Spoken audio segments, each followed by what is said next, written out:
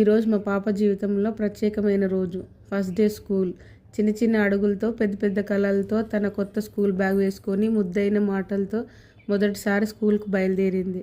తన కొత్త class room, కొత్త టీచర్స్, కొత్త ఫ్రెండ్స్, కొంచెం భయం, చాలా ఉత్సాహం, అంతకంటే ఎక్కువ ఆనందం. మా చిన్నారి విద్యా ప్రయాణం ఈరోజు మొదలైంది.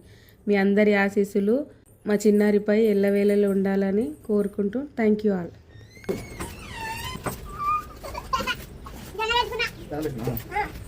ఎటు పోతా నేను అడగద్దాం.